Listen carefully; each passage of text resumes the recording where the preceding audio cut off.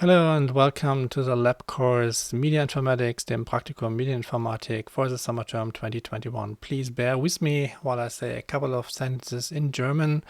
In diesem Video soll es um ein paar Tools, die sich für den Einsatz im Praktikum eignen, gehen. Und zwar zum einen geht es um eine kurze Einführung in die Grundbegriffe der Versionsverwaltung am Beispiel von Git. Git, etwas, was ich euch ans Herz legen würde für den Einsatz im Praktikum. Und dann geht es um ein paar Produktivitätswerkzeuge, Projektmanagement, Projektkoordination, Projektkommunikation etc. Und ich werde in diesem Video auf das Video zum gleichen Kurs aus dem Sommersemester 2020 zurückgreifen, es an ein, zwei Stellen ergänzen und verändern, aber ansonsten das Video aus dem letzten Jahr nochmal benutzen, weil sich an den Tools eigentlich nicht viel geändert hat, gegen die ich damals vorgestellt habe. Und ich denke, es ist sinnvoller, das Video schnell euch bereitstellen zu können, als jetzt, dass ich jetzt extra das nochmal auf Deutsch aufnehme und dann vielleicht das erstmal ein paar Tage später kommt. Back to English. These slides, this video talk about some tools which I recommend for use in the lab course, in the practicum. On the one hand, we are talking about the version control system Git, and on the other hand, we talk about some productivity tools. This video is basically the same as the video I did last year for the same course, because the tools didn't really change that much, and I just have 2 or 3 additions to make for that, edits to make in the whole video. So I thought it would be better to just get it out quickly with the old content than to have to redo the whole video. Now, the video is basically in 2 parts. The first part is about Git, the version control system, and the second part is about productivity tools. So just bear that in mind. Okay, let's talk about version control. So version control, at its most basic meaning, is just the idea that you can have different versions of the same file and can administer the different versions. In particular, you want to be able to have a log of changes. You want to be able to revert to a previous version of the file. So, for example, if you made some mistakes, if you ruined something, then you can go back to an earlier version which was working. Ideally, in particular, if it comes to settings like the lab course, you need some multi-user support. So several people can work on the same set of files.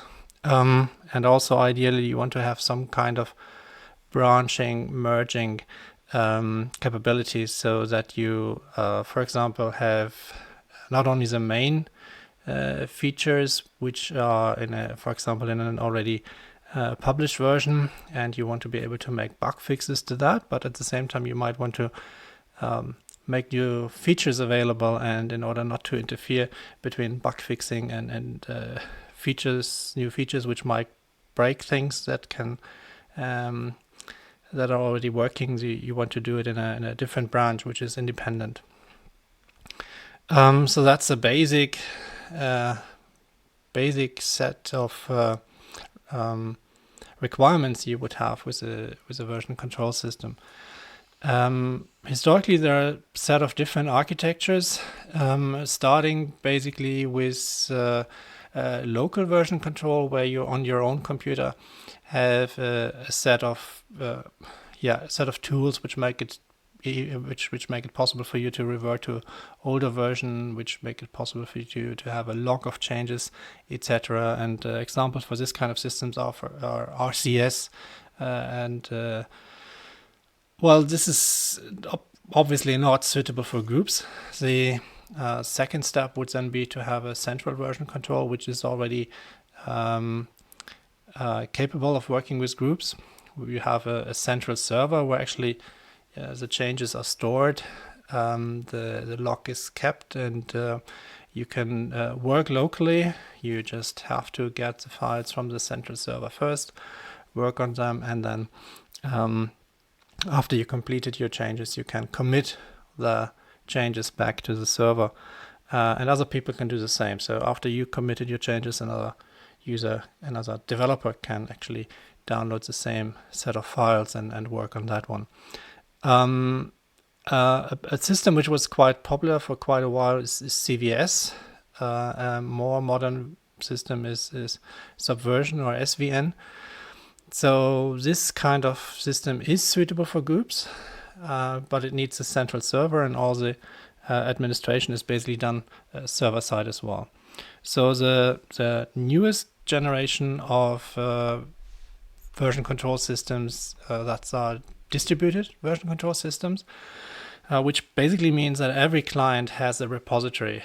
Every client has a history of the files. Every client has a copy of the log files. And it is not strictly necessary to have a central server, but for practical reasons, you often have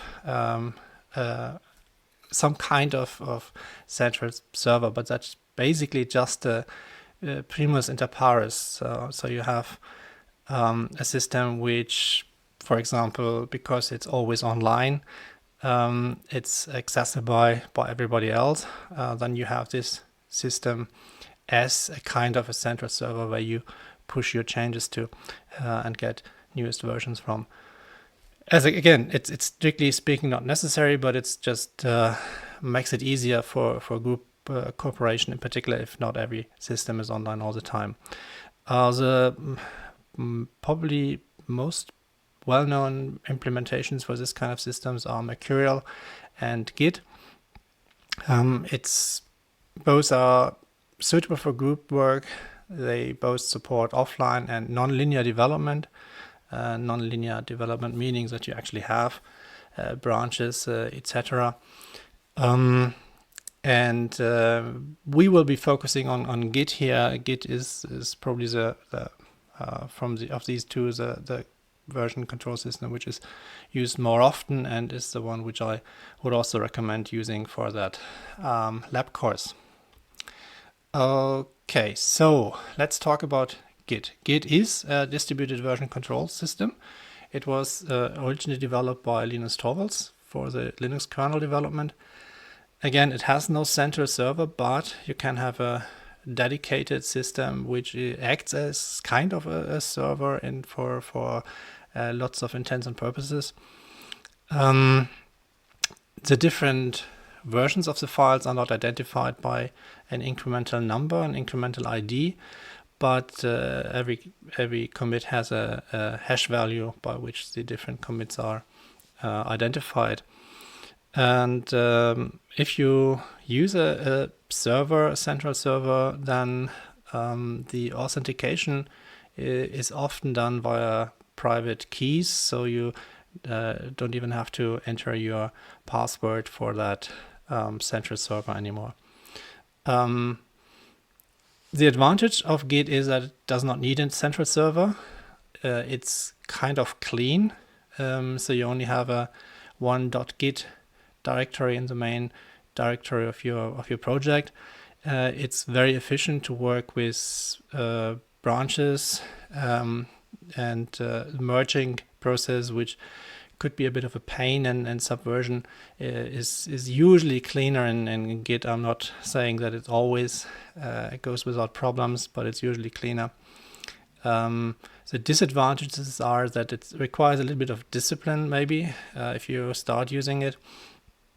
Some of the concepts might be a bit more in the Linux world of thinking, so that might be difficult if you come from the Windows environment. It has a kind of a steep learning curve, but that's mitigated by the fact that, in particular for projects like you will be doing in the lab course, you actually don't use that. You don't need to use that many commands, and you actually will come quite far with a very, very limited amount of commands.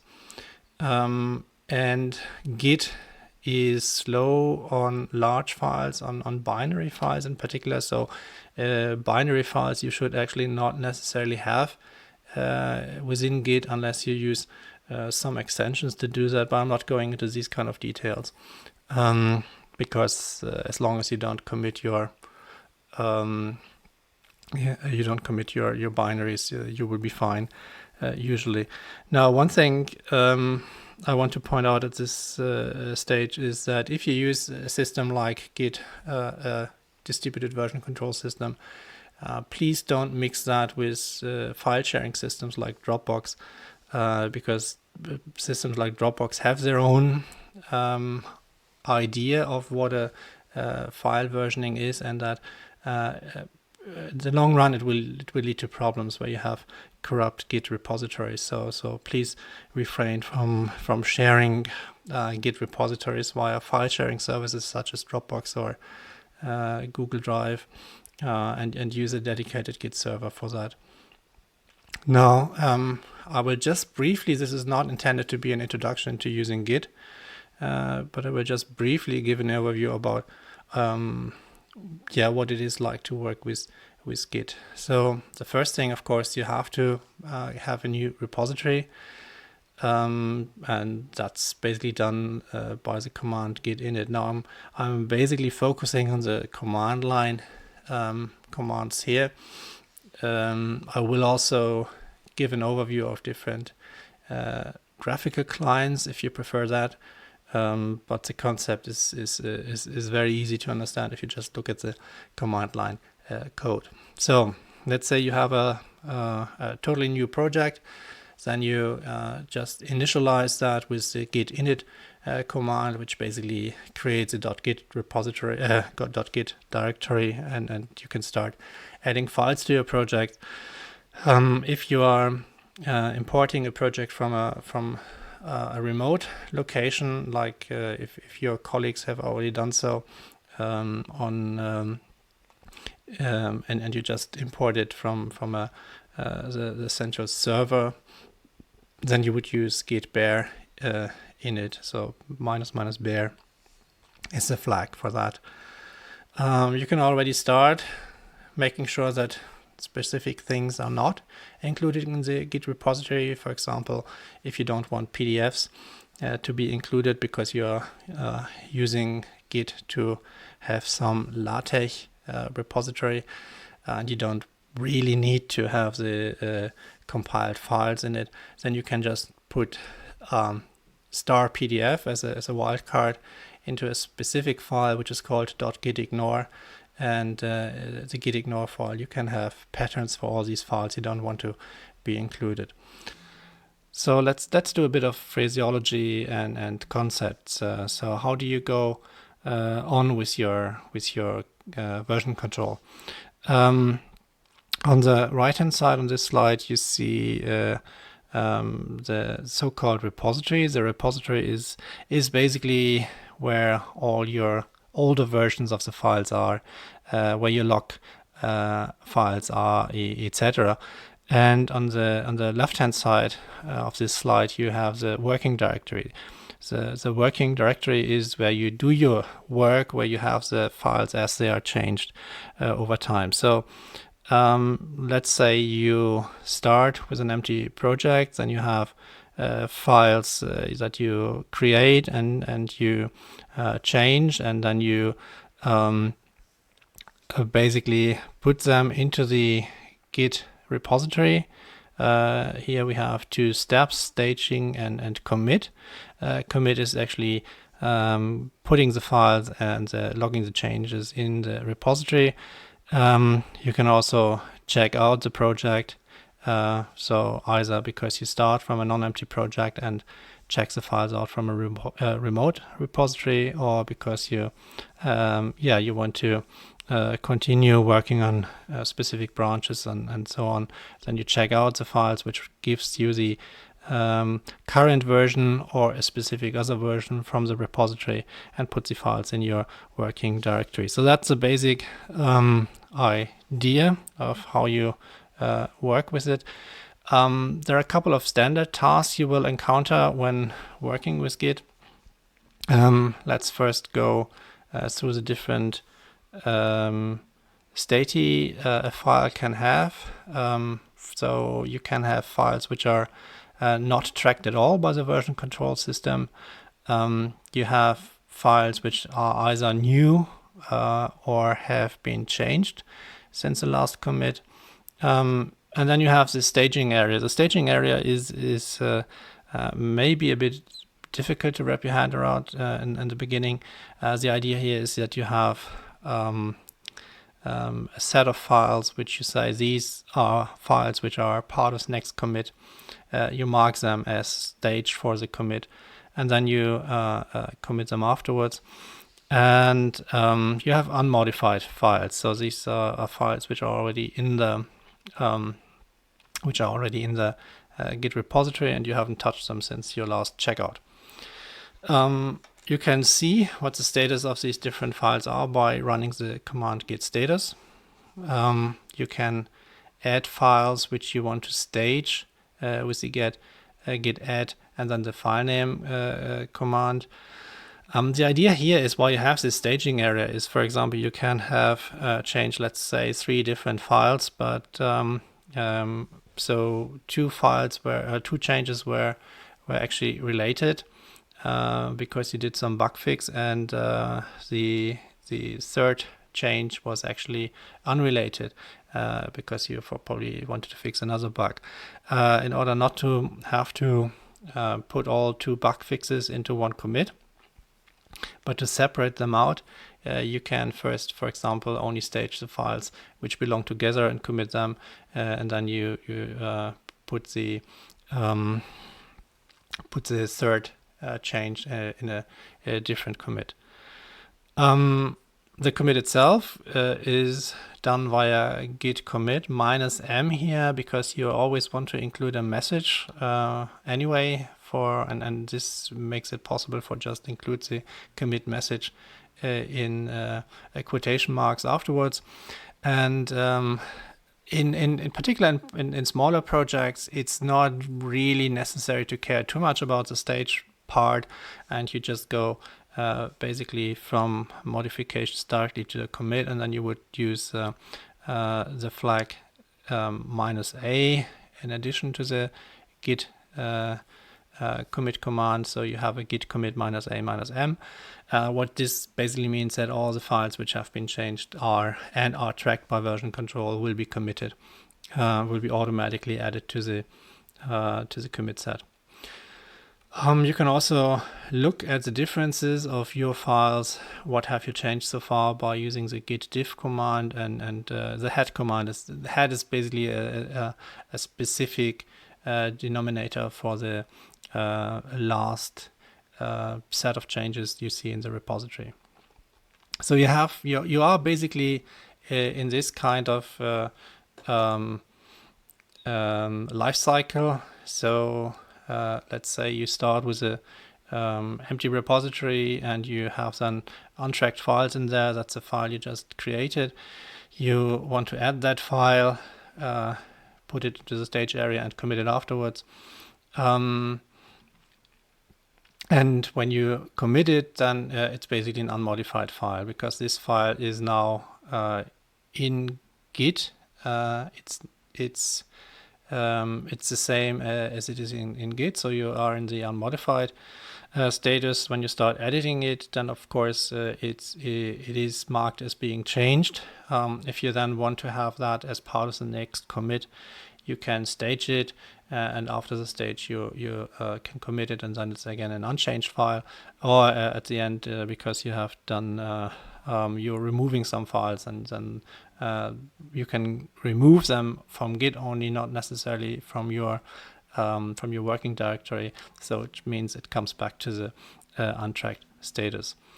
Now, an interesting part, of course, is to go back in time into a situation you've had before.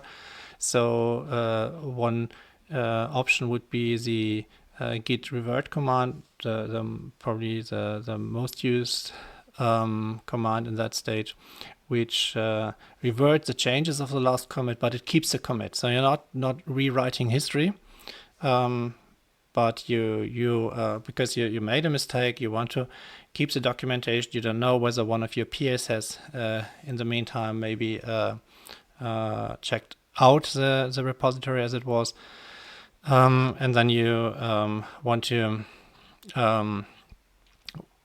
don't want to rewrite history, but you want to come back to a situation as it was before. That's the revert command.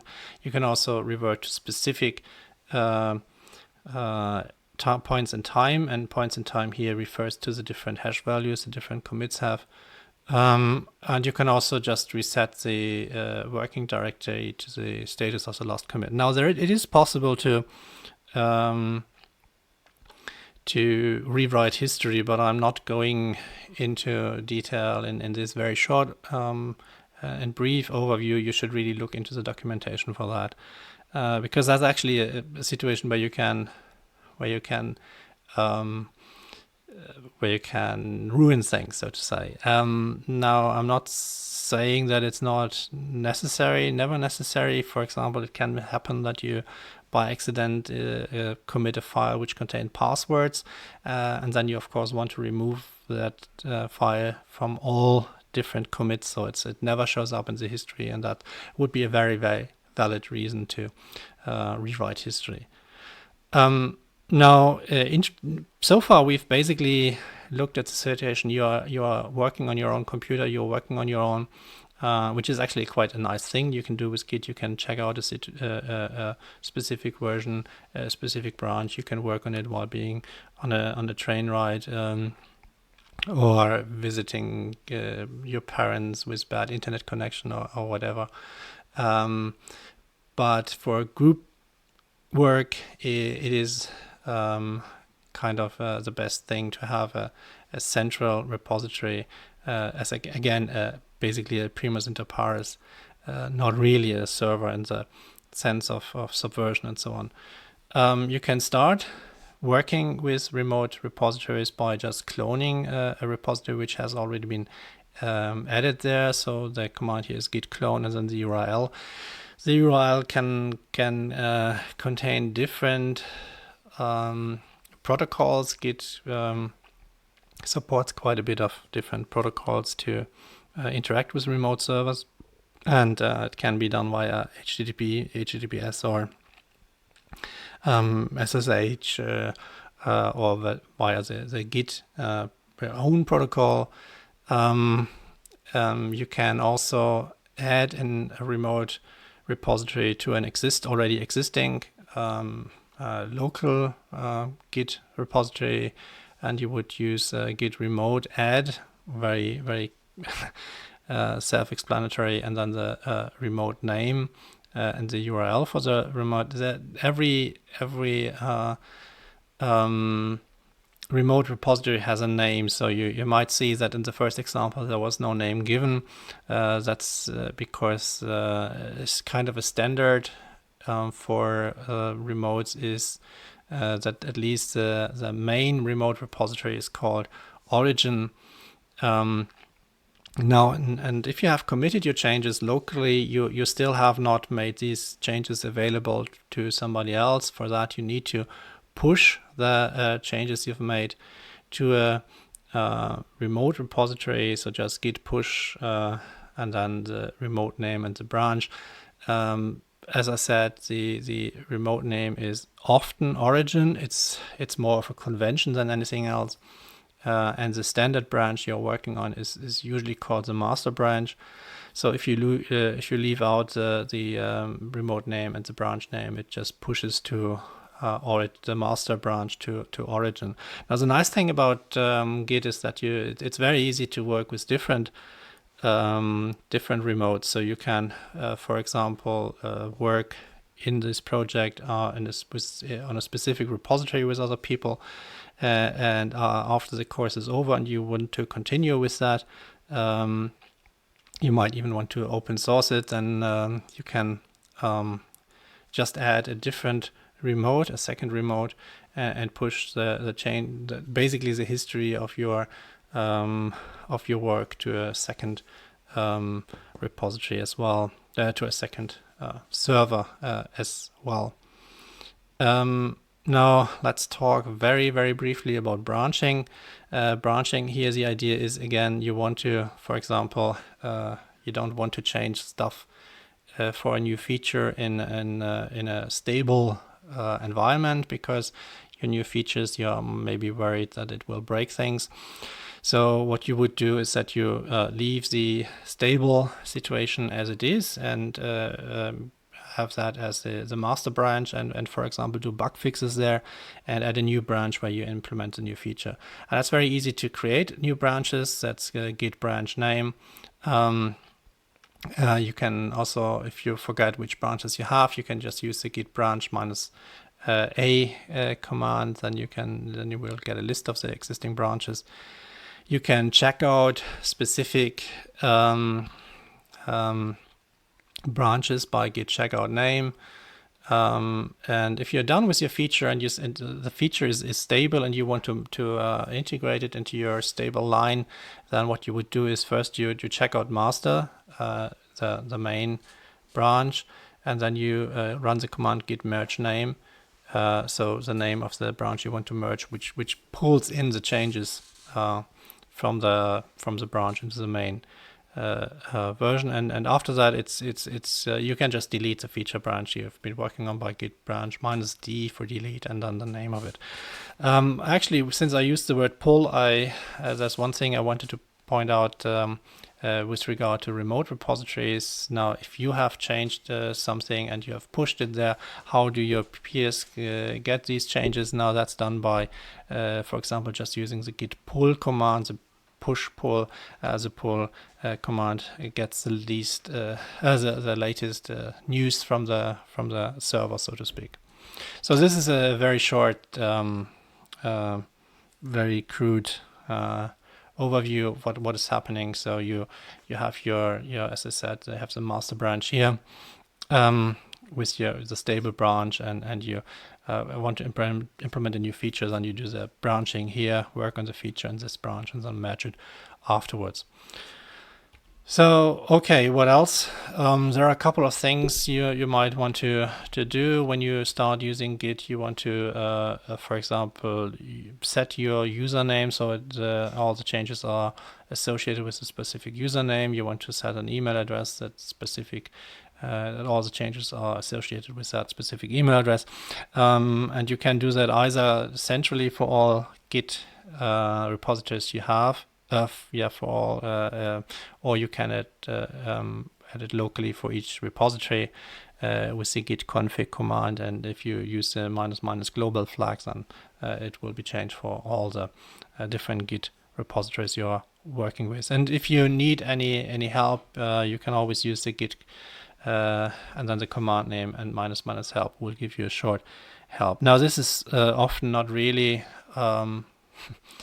this is really a very short help if you already basically know what you're doing. So if you start using Git, it's not a bad idea to start with a tutorial, for example. Unfortunately, the tutorial which I found best, the Octocat repository tutorial at GitHub, is no longer available, but there are some other which you can use, which are quite nice. For example, at Katacoda, there is a Git tutorial which basically gives you a fake, gives you a kind of a shell access where you can type the commands and see the effects of these commands, and you go through through different steps working with your repository, from initiating a repository and putting some files in there and changing these files. Similar approach you can get at Instruqt. Now on both sides you have different kinds of sessions, different things you can train. I think both sides offer also paid for courses which go more in depth, but it would be not a bad idea to just, if you have never used Git before, just work through it once or twice. Even if you don't plan to use the command line later, because as I said, if you have done if you worked with the command line commands at least once, you have a more intuitive understanding of what is really happening here when you use them. Now, speaking of, there are command lines versus graphical user interfaces. Quite a few graphical user interfaces, and this list is by no means exhaustive.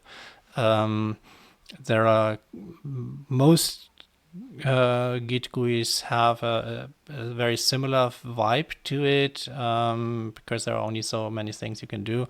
There are others which had a very different approach to it, but check out different tools, check out lists, and also check out whether the tools you like best is still under development, because there are a lot of tools which have been more or less abandoned.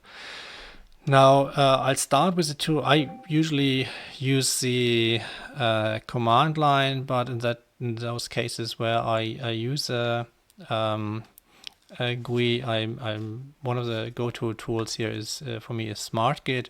Smartgit is free for non-commercial use, but you have to upgrade to the newest license all the time. It's cross-platform, and that's one of the reasons why I like it. It's available for Linux, Mac, and Windows, and you see already things which are very, very typical for all these Git clients. You have different branches, you have different repositories. You can change between different repositories you're working with. You have different branches in each of the repositories, and then you have a list of files, and you can see the different states they are in. So this, for example, is an untracked file. It's a PDF file, which I usually don't want to include anyway. You can go to these different files, and you can also see the changes which are happening. So that's a very standard thing you can see in many tools. Another tool which follows a similar idea is the git-cola. You don't have the list of repositories here, but you can also work with different repositories. You can have a diff file for showing you changes. Here you see the different branches you are working with, and you have a list of different files with their different status. So these are the untracked files, and if you would scroll down, you would have changed files, etc. git-cola is free and open source software. It's cross-platform. It's available for Linux, Mac, and Windows, and it might be a good alternative to smartgit. Now, if you are running Mac or Windows, one of the most often quoted tools as being a very good Git GUI client is the SourceTree app by Atlassian. It's free to use, but you need to have a registration, and you see that basically the idea here is again, you have different projects, different repositories. You have different branches here. You can look for tags. You can see the different remotes. Here you only have the standard origin.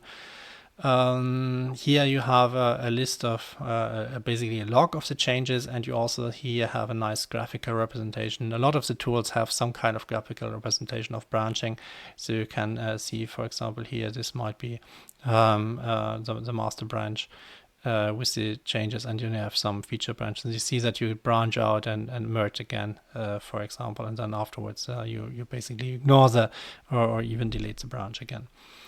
So SourceTree, that's if you are not running Linux, if you're running Windows or Mac, that's actually definitely a tool you would I would recommend checking out. It has some very nice features and is often recommended by other users as well. Now, you don't have to use a separate GUI tool necessarily. So if you're anyway using an IDE, an integrated development environment, most IDEs, if not all, have some kind of either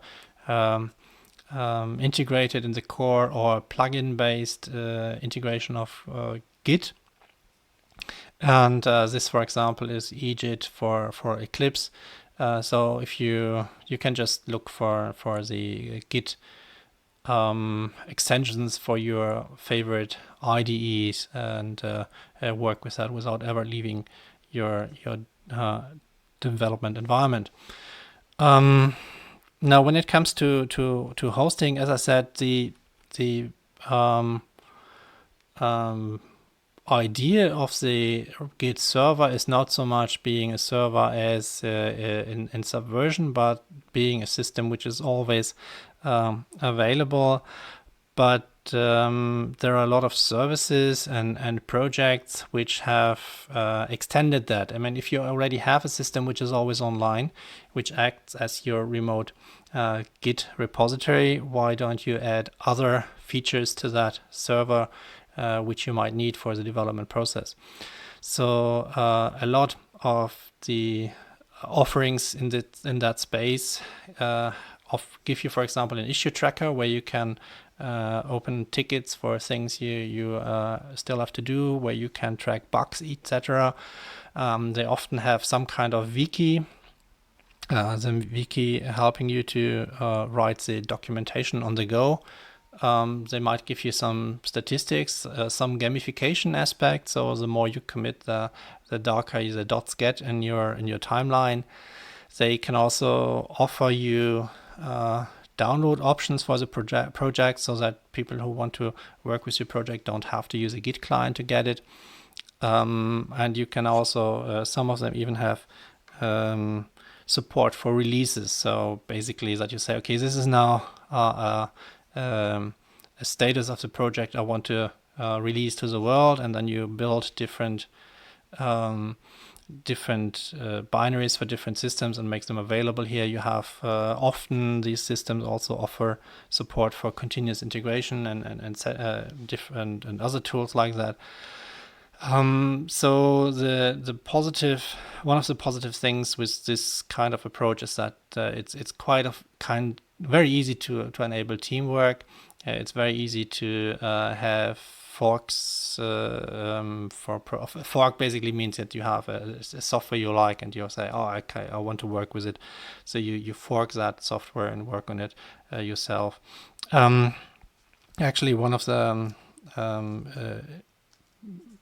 when in Subversion times, basically SourceForge was the major point where you would get your open source projects, free software projects.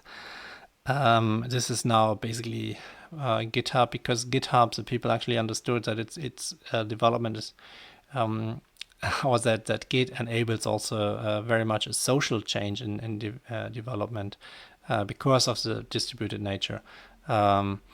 And it's very easy to fork a project on GitHub, work on it privately, and maybe ask the maintainer of the original project whether he or she wants to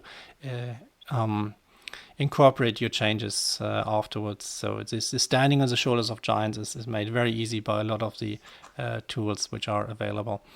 For example, like GitHub.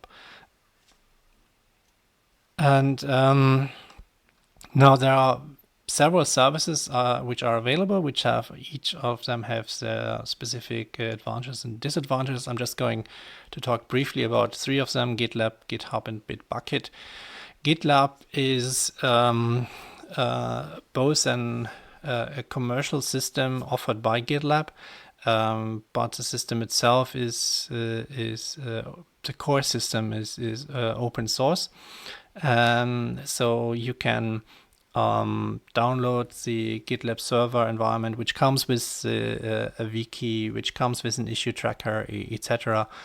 And the nice thing is that you don't necessarily have to do it for yourself when it comes to GitLab, because the university already offers such a server for you. So if you go to Uni Hildesheim DE/GitLab and you log in with your normal Uni account, you have an account on that GitLab server, and so it's very easy to get started with your project if you use the GitLab server of the university. Now you can also use GitLab, which is instance which is hosted by the company itself, gitlab.com. They basically say that, that Git hosting is as will come to be very much like email, so you expect to have some kind of free provider, at least for the basic functions. You can have private projects on GitLab without any problem, and They sell you more services, enterprisey stuff if you want that. Basically, you can also download the you can also get the download the GitLab server as you would do for the open source edition to host it yourself, and you can buy licenses which give you some support, for example. So these are the three options basically you have with GitLab. Either just use what we have at the university, or go with the GitLab server hosted by the company, or download it yourself and build your own GitLab system. Another system I enjoy a lot is Bitbucket by Atlassian. It has a freemium model, so which means that you're not as unrestricted as you are with GitLab, but you can still have private projects. You're just a number of team members you can have in your project might be restricted. And of course, the elephant in the room is GitHub. GitHub, now owned by Microsoft, is the possibly the biggest source for free and open source software nowadays. And it's built a whole social community around Git, and that's really the thing I find most fascinating about GitHub. Is not so much the technology, not so much that they offer issue trackers and wikis that you can have with basically any system in that area, but that they manage to build a vibrant community around the different projects. Now you don't, if you only have your Raspberry Pi at home on your DSL line, and you don't want to install one of these big systems, you can even go with something small like GOGS, written in Go, which again is a small server which gives you the opportunity to have a server for different repositories, where you have some kind of user management, where you have an issue tracker, etc. So a very small system which runs without any problems even on an older Raspberry Pi. Okay, so that's basically what I wanted to talk about for the Git part. Here's again a short overview. Whatever you use, I'm really not fussed about it. I would recommend using the GitLab server of the university, but if you are a bit hesitant because of uptimes or whatever, you can also use one of the other services. As long as I have a user account on these services and I get invited so that I can access the code and the documentation in the end, which is kind of part of your deliverables, I'm fine with that. Again, I recommend Uni GitLab, but if you want to go with GitLab centrally, or with Bitbucket, or with GitHub.